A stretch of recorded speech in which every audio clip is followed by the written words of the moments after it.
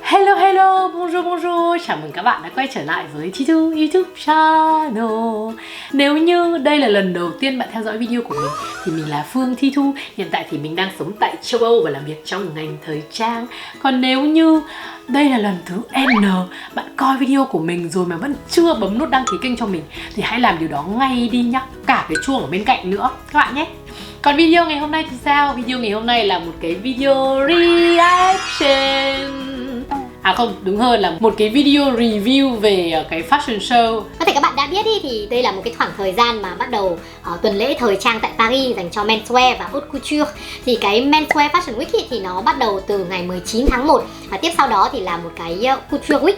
Thì lẽ ra cái thời điểm này, cái thời gian này tại Paris thì kiểu như là mọi năm trước trước khi mà cái dịch Covid diễn ra thì đây là cái khoảng thời gian mà khắp mọi cái hang cùng ngõ hẻm của Paris thì các bạn đều thấy nườm nượp toàn những là fashionista, fashionista, nhà báo, buyer, rồi là người mẫu. Ôi dồi ôi, nói chung là nhàn nhản đầy đường và rất là đông vui nhộn nhịp. Còn ở ngoài đường thì lúc nào cũng kẹt xe bởi vì quá đông người luôn, và thường xuyên có những cái show diễn ra ở khắp mọi nơi ở tại Paris. Nhưng mà năm nay thì rất tiếc là dịch Covid đã làm cho tất cả mọi thứ đều phải thay đổi và tất cả đã chuyển sang diễn online rồi các bạn ạ. Thì cái sự thay đổi này cũng làm cho cái ngành thời trang và cái cách mà thế giới thời trang communicate với các bạn nó cũng khác hơn. Và nói chung là online why not, tại sao lại không. Thì ngày hôm nay mình quyết định review, reaction với các bạn một cái show diễn mà mình đã rất thích. Thì đó chính là show diễn của nhà mốt Louis Vuitton do Virgil Abloh thực hiện. Thì show diễn này là một cái show diễn khá là đặc biệt đối với mình. Thì mình thấy rằng vì là phải diễn qua digital ấy, cho nên là các cái nhà thiết kế lại càng phải, các cái nhà mốt lại càng phải thực hiện nó một cái cách mà vì nó là digital, nó không có những cái xung quanh nó làm lên cái sự gọi là nó push up lên cái sự thăng hoa của một show diễn. Thì qua cái video nó lại càng phải có cái thực sự là cái idea nó phải thực sự là strong hơn nữa, mạnh mẽ hơn nữa, rất là nhiều cái message nó phải mạnh mẽ rất là nhiều để có thể giữ được cái captivate được cái tình cảm, cái cảm xúc của người xem. Thì mình thấy rằng cái show diễn này của nhà Louis Vuitton là một cái show diễn có thể nói là thành công on digital. Cái show diễn này là bắt đầu là một cái câu chuyện. Thì cái show diễn này có tên là Peculiar Contrast Perfect Light. Thì show diễn này được quay tại vùng núi tuyết tại Thụy Sĩ ở phần đầu tiên. Khi mà mới vào cái show diễn này các bạn có thể thấy ngay được một cái vùng núi tuyết. Ngay sau đó thì được quay tiếp ở cái khu backdrop của tennis club tại Paris. Thì đây là một cái nơi mà thường xuyên diễn ra những cái show diễn trước đây tại Paris Fashion Week, khi mà cái thời gian trước khi mà có show diễn. Thì xuyên suốt cả cái video này nó là một cái câu chuyện được kể bởi rapper tên là Sean Williams. Thì là một cái câu chuyện mà ông kể về một người đàn ông người Mỹ African sống tại Thụy Sĩ, tại châu Âu.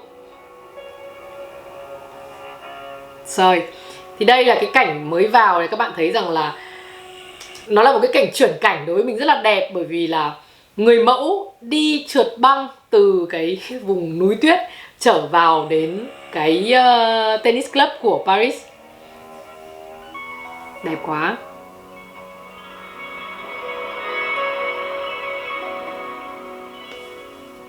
Đây chính là cái backdrop của club tennis đây. Thì người đàn ông này đi vào và mặc cái bộ đồ này. Và các bạn để ý thấy cái vali mà ông ấy xách là có cái hình là một cái vali Louis Vuitton và có cái effect là mirror. Và các bạn để ý một điều nữa, hãy để ý cái áo của ông ấy đi, mình sẽ nói sau. Thì các bạn thấy cái backdrop này nó là một cái backdrop trên cái đá marble màu xanh. Đây là cái vali mà mình nói.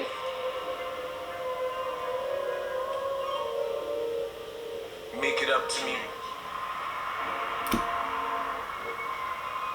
Take down the walls. Take down. Các bạn để ý thấy không? Đây là những chiếc túi. Cái bạn nam đầu tiên ấy là một cái paper. Đầu tiên mình cứ tưởng nó là cái paper, nhưng thực ra nó là một cái túi các bạn ạ. Cái túi có đề chữ là một cái tờ báo, đề chữ tờ báo của Louis Vuitton. Thì ngay bên cạnh đấy nó là những cái clutch, mà cái clutch này sẽ được phát hành vào, bán ra bởi tầm khoảng độ tháng 6, tháng 7 gì đấy. Nhưng bắt đầu pre-order từ tháng 4. Deconstruct the narrative. Các bạn thấy cái cốc uống uống cà phê không? Của cái anh chàng này không? Mình chú thích với các bạn rằng thì đây ấy là được gọi là một cái dramatic multidisciplinary artistic performance. Tức là các bạn sẽ thấy ngay sau đó trong cái, tức là nó là một cái tổ hợp nhiều những cái giải trí khác nhau. Ví dụ như trong này sẽ có người rock rap, người kể chuyện này, rồi music này, âm nhạc này, rồi là múa, dance, thì các bạn có thể thấy được, và thời trang đương nhiên rồi. Các bạn sẽ thấy điều đó ngay bây giờ. Giày đẹp quá. Make it up to me. Make space for me. And all the spaces in between.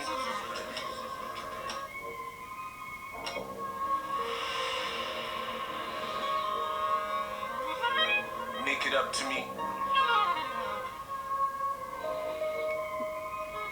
Đây, cái này là bằng, cả cái bộ này là bằng plastic. In the name of Robeson, Godson. Thì đây là những cái tên mà nguyên sit. Shepard, Blackfoot, Helen, Lennon, Kahlo, Kali, the Three Marias, Tara, Lilith, Lord, Whitman, Baldwin, Ginsburg, Kaufman, Lumumba, Gandhi, Gibran, Shabazz. Nếu như mà các bạn để ý ấy, thì mình thấy hơi hướng ở đâu đó một chút về Tom Brown.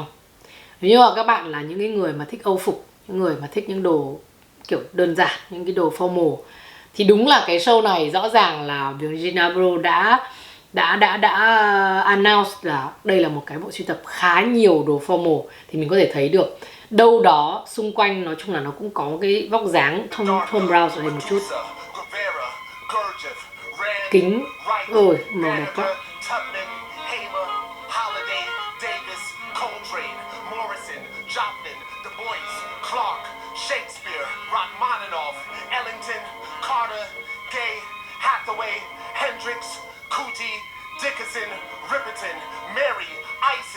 Đây là mùa đương đại nhé. Xuất sắc. Thì đây là không phải là người mẫu đâu, mà toàn là những nghệ sĩ luôn. Bộ này bằng plastic hoàn toàn luôn. Đây, mình đã đọc khá nhiều cái review của các cái nhà báo, nhưng mà chưa thấy có một ai, không thấy có một cái báo nào nói rõ về cái ý tưởng này, mà mình nghĩ rằng nó xuyên suốt luôn ở trong toàn bộ cái show diễn này. Ngay từ đầu khi mà các bạn bảo, mình nói với các bạn là hãy để ý cái đây, mình quay lại cho các bạn xem cái áo của Saul Williams, thì các bạn thấy đây là hình những cái cúc áo, nó là những cái hình dáng của những chiếc máy bay. Thì ngay sau đó, thì khi mà chúng ta trở lại đây thì các bạn thấy rõ chữ tourist with tourist, thì tức là đối với mình, và ngay sau đó nữa thì mình có rất nhiều những cái, ngay sau đó thì mình thấy rất nhiều những cái item khác cũng có những cái thông điệp này. Thì mình có đi xem cái receipt của bộ sưu tập này, thì cứ là sau mỗi một cái show diễn được diễn ra ấy, ở trên sàn diễn hay như ở đây là trên on digital ấy, thì bao giờ nhà mốt cũng mời khách mời quay lại xem để xem cái bộ sưu tập nó được rõ hơn, thì mình gọi là cái receipt. Thì cái receipt này các bạn có thể nhìn rõ hơn được cái bộ sưu tập, và các bạn thể sờ đấy, xem để mình bắt đầu take order đấy, mà mọi người place order ấy mà cũng không phải là tự dưng mà người ta mời như thế đâu. Thì các bạn có thể thấy được rất nhiều những cái sản phẩm khác nữa đều mang một cái thông điệp về travel, về tourism. Bởi vì chúng ta biết rằng là chúng ta đang trải qua một cái gọi là một cái sự thay đổi lớn, thay đổi thế kỷ của toàn thế giới. Thì trước đây khi mà thời trang, du lịch, luxury, tất cả những cái thứ đấy, culture, âm nhạc, tất cả những cái thứ đấy nó đều đi đôi với nhau. Tức là sao? Tức là âm nhạc thì người ta lấy cảm hứng từ đâu? Người ta lấy cảm hứng từ những chuyến đi. Thời trang người ta lấy cảm hứng từ những chuyến đi, từ những cái sự trao đổi văn hóa. Thì bây giờ hiện tại khi mà chúng ta đang sống trong một cái môi trường sống, một cái thực sự là thay đổi, cuộc sống thay đổi, là Việt Nam thì ở Việt Nam, châu Âu ở châu Âu, châu Mỹ ở châu Mỹ, không có cái sự giao lưu quá nhiều như ngày xưa nữa. Thì chúng ta bắt buộc phải thay đổi cái sự vận chuyển, cái di chuyển của mình. Mình không còn di chuyển physically nữa, mà mình phải di chuyển bằng trái tim của mình, bằng cái trí tưởng tượng của mình. Thì mình nghĩ đây cũng là một cái một cái thông điệp khá là quan trọng khi mà Virgil Abloh là một người, nếu như các bạn xem những cái video trước của mình đã từng đập hộp cái bộ sưu tập vừa rồi của ông ý nhé, của Zoom và Zoom and Friends của ông ý nhé, cũng là một cái mà một người có thể hiểu được rằng là một người rất là attached tu những cái chuyến đi, và là một người cực kỳ lấy những cảm hứng từ những chuyến đi. Vậy thì khi mà ông ấy làm những cái show diễn trước là thể hiện rằng là một cái chuyến du hành thế giới bùm một phát lại có cái quả Covid này, có cái quả lockdown như này, thì đương nhiên là mình sẽ thấy ngay được cái vết hằn đấy nó thấy rõ ở trong cái bộ sưu tập này luôn.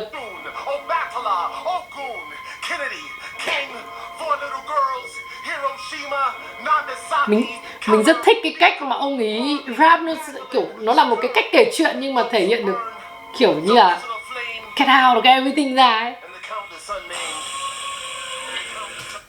Bùa đẹp quá. Trời ơi, cái áo khoác này cái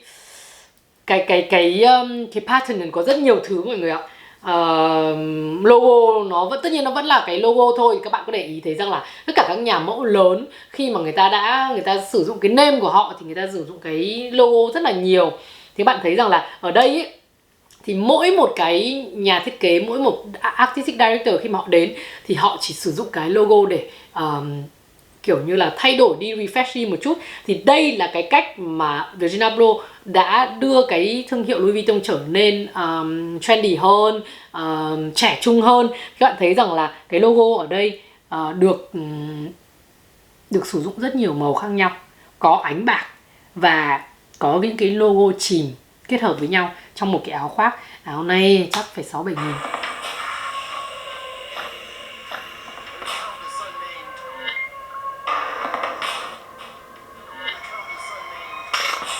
Các bạn có để ý thấy màu sắc không? Ở đây có khá nhiều là màu xanh lá cây. Yes. Trời ơi, xuất sắc, xuất sắc, xuất sắc. Đây này, xuất sắc đây này. Sắp đến rồi, sắp chỉ cho các bạn xem. Mình thấy cái bức ảnh nó quá là sốc.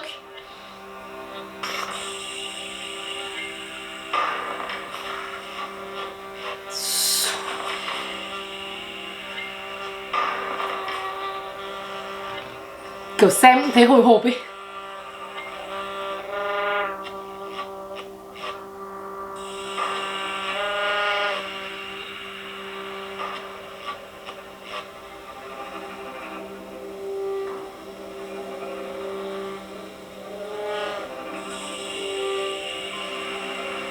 Đây chính là cái sự chuyển cảnh giữa một rapper và một nghệ sĩ múa đương đại.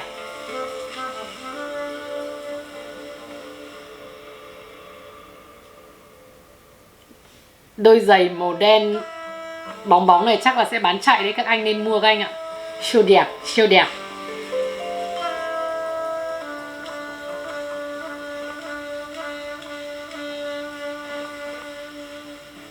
Xuất sắc.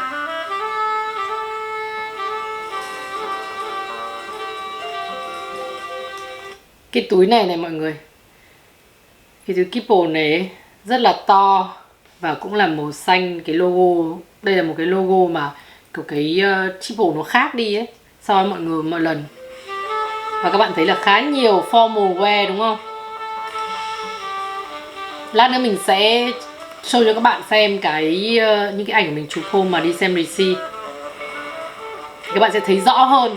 Vì đặc biệt những chiếc túi của Louis Vuitton lần này rất xuất sắc luôn cho nam. Mình biết giá luôn nha. Các bạn từ từ xem đấy. Đây đây. Mọi người nhìn thấy cái giỏ, cái túi xách thịt thà cá mú không? Rau củ quả không? Rất đời nhá. Các bạn có thấy là hai cái gam màu vàng và màu xanh rất là nổi bật ở trong cái này. Và cái này các bạn có thấy được là quay ở hai nơi luôn nhá. Cả hai cái nghệ sĩ này, một rapper, một dancer thì đều được quay ở cái vùng núi tuyết về đến đây. The same place này. Đấy. Các bạn thấy không? Cái túi này này. Cái túi đây các bạn nhìn thấy này, đây thì nó là cái túi màu xanh này, tourist này, và cái chữ ở trên nó the same place. với mình ấy thì có một cái strong message about travel bây giờ.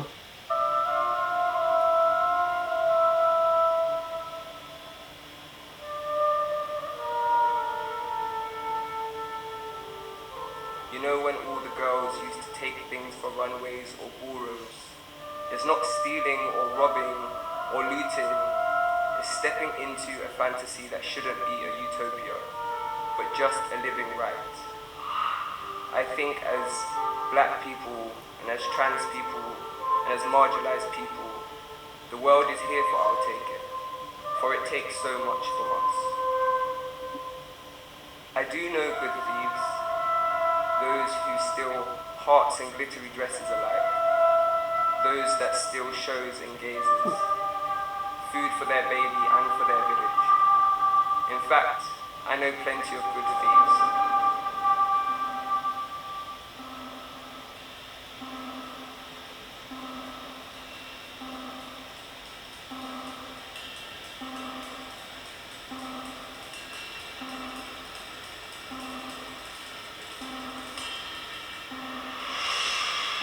Rồi cái motif, cái monogam này chắc cũng sẽ bán chạy lắm này.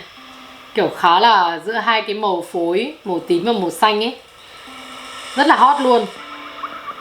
Đó, các bạn thấy không? Rất nhiều formal em.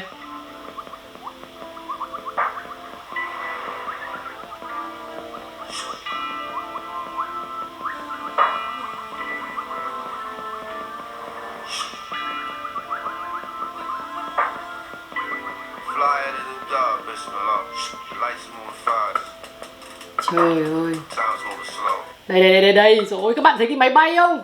Cái máy bay này, đây. Cái hình receipt của nó đây mọi người. Trời ơi, hot kinh khủng luôn. Cái gì cũng có thể nghĩ ra được.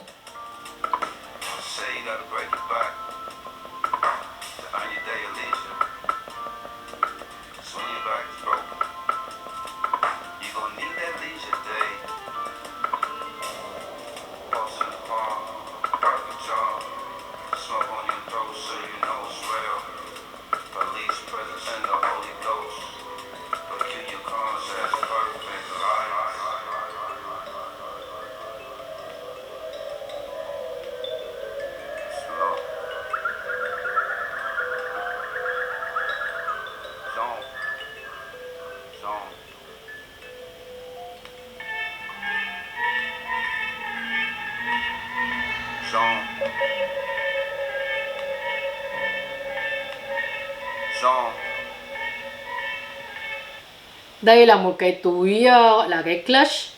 Và cái size của nó to hơn rất nhiều so với cái size 26 mà mình đã đập hộp rồi.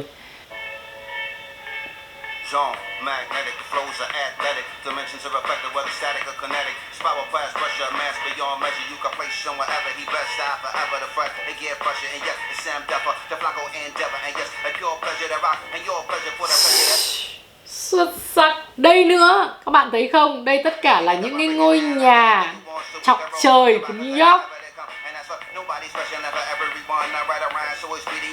Màu xanh đẹp quá ha.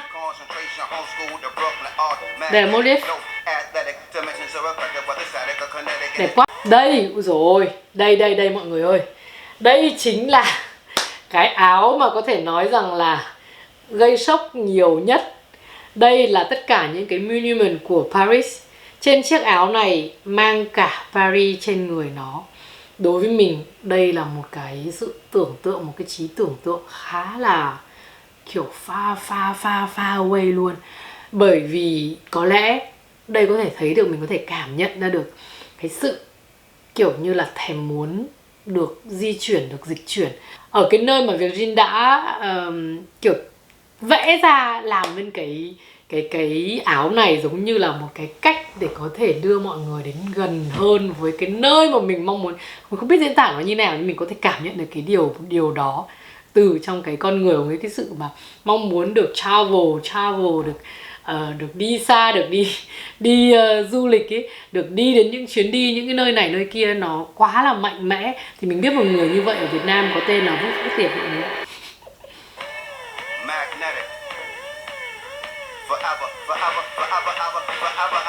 Đây rất là cao phổi. Formal wear tiếp.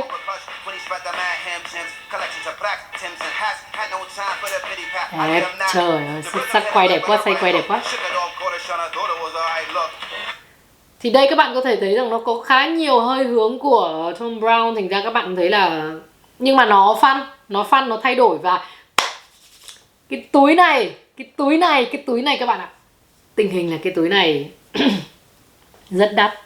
Giá của nó sẽ lên kệ là 50.000 euro. 50.000 euro các bạn. Xuất sắc của nó đấy. Đây là da cá sấu mọi người nhá. Cái phần receipt mình cũng để luôn ảnh receipt ở bên cạnh cho các bạn thấy nhìn rõ hơn.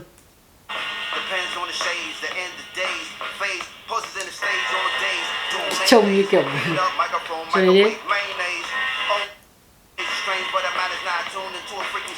Còn cái máy bay này nhá mọi người, chưa có giá, maybe là sẽ không được bán đâu, không được chỉ làm để diễn show thôi chứ không được bán đâu. Nhưng mà nếu như mà có nhiều demand ấy, có nhiều người muốn hỏi mua thì có thể là sẽ được sản xuất đấy. Cho nên là nếu như bạn nào mà có ý đồ muốn giữ, muốn sở hữu một em máy bay như nào thì hãy request đi mọi người nhá. Hãy yêu cầu có cái túi này đi để cho nó có nhiều người yêu cầu thì họ sẽ làm thôi. Mình nghĩ thế, commerce mà. Đây em túi cá sấu đây, xuất sắc quá. Các bạn có để ý thấy không? Kiểu trước đây thì rapper luôn là underground, luôn là mặc những đồ hip hop này kia, nhưng các bạn có thể thấy càng ngày càng nhiều rapper mặc đồ formal không mọi người? Đấy cũng là một điều mà mình nghĩ rằng là mình cảm thấy rất là vui, bởi vì giống như kiểu là cái xã hội nó cũng vẫn cứ tiếp tục là theo cái chiều hướng như thế. Underground thì underground, một ngày các bạn cũng sẽ phải lên đến upper ground thôi. Louis Vuitton sao được ra design.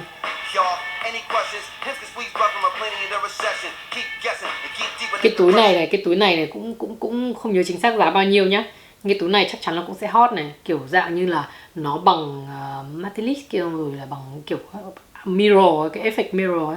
Nhưng mà 28.000, đúng rồi, 28.000 euro cái túi này vì nó có quai bằng cá sấu. 28 23 ta, 23.000, xin lỗi.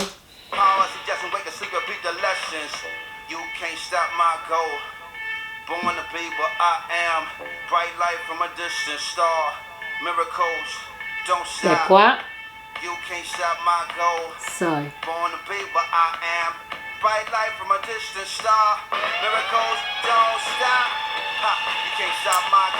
Wow, cái này thì chắc là sẽ kén khách hàng đây. Cái này thì chắc là chỉ để show diễn thôi, chứ bán thì mình nghĩ là hơi khó. Nhưng mà nó là một cái fun piece. Đẹp quá. Tạo hình đẹp.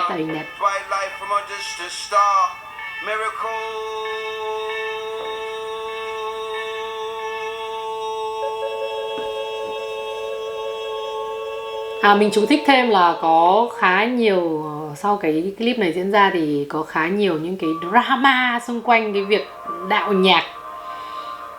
Nhưng mà anyway, hết rồi. Ok, bây giờ mình sẽ cho các bạn xem những cái ảnh thì mình có thể phân tích kỹ hơn.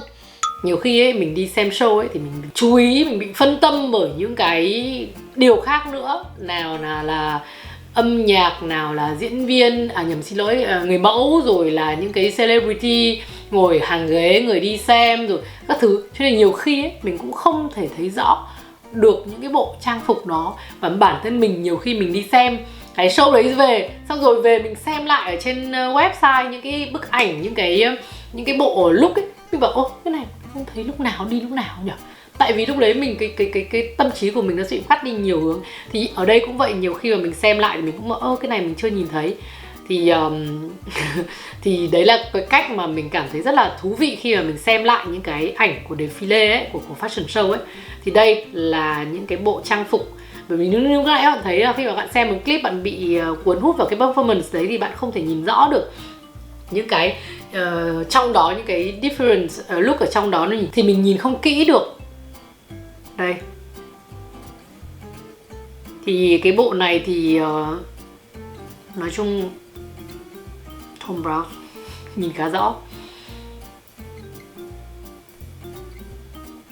Cái này hơi cowboy một chút nhưng mà chắc chắn là sẽ dễ bán, bởi vì cái thắt lưng này chắc chắn là các bạn rapper hay là những cái bạn mà có thiên hướng kiểu hip hop là sẽ rất thích những cái thắt lưng đồ như này. Cái cốc ly uống đẹp quá. Cái túi này cũng đẹp này. Cái điều mình cảm thấy thú vị ở cái bộ sưu tập này, ngoài những cái bộ formal wear ra ấy, vì thực ra là formal wear thì nó chỉ trong giá như thế thôi, và cái quan trọng nhất vẫn là chất liệu. Và thứ hai là cái monogam người ta sử dụng như thế nào, thì cái monogam mình đã phân tích trước đấy thì các bạn thể thấy rằng là cái motif mới này sẽ là một cái motif mà chắc chắn là sẽ rất là hot. Còn lại thì tiếp theo đó thì sẽ chính là những chiếc túi các bạn. Thì đây là một số những cái hình ảnh mà mình chụp tại cái home receipt đấy, thì bạn thấy là đây chính là cái túi mà mình vừa mới nói ấy. Khi mà lên kệ nó trông như thế này các bạn, trông kiểu rất là xuất sắc. Cái da cá sấu, và da cá sấu được nhuộm màu thành cái màu xanh nhạt này, một cái màu xanh mà rất là manly luôn.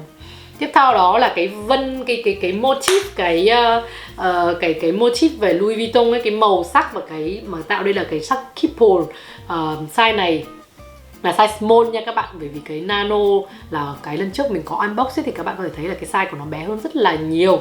Và cái túi này các bạn sẽ thấy là cái trong cái thời gian tới, vào tầm bắt đầu từ tháng 6, tháng 7 trở đi, thì các bạn sẽ thấy có rất nhiều những cái túi kiểu dạng Miwa như thế này được xuất hiện tại nhà mốt Louis Vuitton. Mình thấy đây là một cái ý tưởng rất là hay, về nó gợi lại đây chính là cái effect mà cái núi tuyết tại Thụy Sĩ nó mang lại đấy các bạn. Thì đây mình có nói qua với các bạn rồi, thì đây là một cái logo mới của Louis Vuitton, từ đó là nó là một cái print mới của Louis Vuitton. Đẹp quá. Cái màu vàng này các bạn để ý nha, màu vàng và màu xanh. Xanh lá cây nha, xanh này thì cũng có nhưng mà bớt hơn. Thì đây là một cái túi gọi là soft trunk. Thì đây cũng là một cái túi soft trunk, thì là một cái túi bây giờ trở thành cái dòng túi classic của Louis Vuitton. Thì đây là do một cái design của Virgil Abloh. Rất nhiều luôn, rất nhiều effect luôn. Cái túi này mình đã nói rồi, 23.000. Túi này có lẽ là một cái túi mà mình thích nhất luôn đấy các bạn. Đây là một cái túi mình thích nhất luôn. Màu sắc đến cái chữ Louis Vuitton là cái logo mới. Đẹp. Đây cũng là cá sấu nha các bạn. Cá sấu nhưng dập Louis Vuitton, dập logo lên nha. Mình không nhớ chính xác cái túi này bao nhiêu tiền, mình quên mất rồi, nhưng mà không rẻ đâu, vì nó có da cá sấu, full cá sấu như này, không rẻ đâu. Đây là một cái túi sacoche. Trời ơi, cái này cũng đẹp này. Rất là cute. Thì đây chính là cái máy bay, mà cái túi hình máy bay. Máy bay này là để làm gì? Là để dịch chuyển các bạn ạ. Là để dịch chuyển. Tất cả nó đau đáu nên là có thể nói dùng là cái sự dịch chuyển, cái sự di chuyển từ nơi này nơi kia. Nó không chỉ là du lịch mà nó còn là như mình, là về thăm người thân, gia đình, bạn bè, họ hàng ở Việt Nam. Đối với cả Virgil Abloh nó là công việc nữa, bởi vì cái chuyện mà thường xuyên phải đến Paris thì máy bay nó là cái sự dịch chuyển các bạn ạ. Còn cái túi này, ok, cái túi này thì mình có nói về cái print rồi, chắc cái print này chắc sẽ hot, sẽ còn ra trên áo, trên đủ các thứ hết á. Cái màu này áo thun á, áo thun con trai chắc chắn là sẽ ra luôn. Thì đây các bạn có thể thấy là một cái túi này siêu hot không các bạn? Đây là cái túi kiểu như là cái coffee box. Cái này mình chắc chắn phải có giá của nó hình như là 1.600 euro. Đây cũng là một cái favorite piece của mình các bạn ạ. Đây cũng là một cái favorite piece của mình. Các bạn có thể thấy là màu xanh và tourist with Paris. Thì ở đây các bạn có thấy là một cái củ cà rốt. Cái gì người ta cũng có thể làm được. Nói chung là fashion is fun. Thì luxury cũng sometimes get fun. Thì đây là cái củ cà rốt. Nó là một cái giống như kiểu là ngày xưa mình đi học nó có cái gì, cái bóp đựng bút ấy, cái hộp bút. Thì đây nó để dành đựng những thứ đó, nó bằng hình củ cà rốt. Mình thấy cưng. Còn đây chính là cái mà mình đã nói ở trước, thì nó chính là chiếc túi mà nó là một cái clutch. Đầu tiên thì mình cũng tưởng là nó chỉ đeo là cái kiểu như là một cái tờ báo thôi, tờ affiche thôi, nhưng không phải, nó là một cái túi thật các bạn ạ. Và cái túi này giá rất là ok các bạn nhé. Và bắt đầu đặt hàng, bắt đầu được pre-order bắt đầu từ tháng 4 năm nay. Bộ này cũng rất là futuristic luôn các bạn ạ, rất là futuristic. Đây thì mình có post lên trên Instagram của mình và mình nhận được rất nhiều các bạn yêu cầu là chị ơi có đặt được đồ không, đặt được. Đương nhiên đặt được nhưng không phải bây giờ các bạn nhé, phải đợi đến tháng 4 gì đấy, nhưng mà các bạn có thể chiêm ngưỡng để biết đâu các bạn thích quá thì mình có thể giúp các bạn. Somewhere. Tất cả cái message nó đều đi xung quanh thế giới ở một cái nơi nào đó, không phải là nơi the same place các bạn nhớ. Thì mình thấy đó là một cái điều rất là hay ở trong cái show diễn này. Và nếu như các bạn thích đồ formal wear, và mình chắc chắn là các bạn sẽ thích, bởi vì dần dần thời trang cao cấp nó có một cái sự có một cái power rất là lớn. Đúng là thời gian gần đây thì streetwear đang lên ngôi rất là nhiều, và tất cả các thương hiệu luxury đều phải đi theo nó, bounce theo nó, chạy theo nó một chút. Nhưng rồi các bạn sẽ thấy cái classic bao giờ cũng chiến thắng. Mình xin lỗi nhưng mà thế giới thì đổi mới và phát triển từng ngày, thì không thể nói rằng chúng ta dậm chân tại chỗ. Nhưng cái cốt lõi thì nó cũng vẫn cứ tiếp tục, và nó vẫn là cái điểm đến đích của cả thế giới thôi. Mình nghĩ là như thế. Tất nhiên là mình cũng chưa sống 2 cuộc đời, chưa được 100 tuổi để có thể nói, nhưng mà đấy là thông qua tất cả những cái gì về lịch sử thế giới, lịch sử thời trang, lịch sử của mọi cái politics các thứ, thì mình cũng có thể hiểu được điều đó. Thì thông qua cái video này thì mình muốn chia sẻ với các bạn cái góc nhìn của mình về cái show diễn thời trang của Louis Vuitton Menswear. Thì mình các bạn xem nhiều clip của mình thì cũng biết là mình có một cái tình cảm rất là đặc biệt đối với Menswear, và đó cũng là lý do vì sao mà mình rất thích chia sẻ điều đó với các bạn. Nếu như mà các bạn thấy thích cái video này thì hãy cho mình một thumbs up và nhớ comment phía bên dưới cho mình biết là các bạn đã xem đến tận giờ phút này nhé các bạn nhé. Bởi vì là theo những cái số lượng comment của những cái video trước thì mình cảm thấy như là các bạn cũng không thích xem những cái clip kiểu như này lắm thì phải. Mà nếu như mà các bạn thích thì các bạn phải nói cho mình biết, hoặc là chứng tỏ là hoặc là bởi vì các bạn không xem hết video của mình, thì điều đó là một cái điều mà mình cảm thấy rất là buồn. Hy vọng rằng là những cái video của mình sắp tới sẽ tiếp tục được các bạn đón nhận nhiều hơn, và hẹn gặp lại các bạn trong những video clip sắp tới. Cảm ơn các bạn, và cảm ơn các bạn đã theo dõi đến video này. Hẹn gặp lại các bạn trong những video clip sắp tới. Bisous.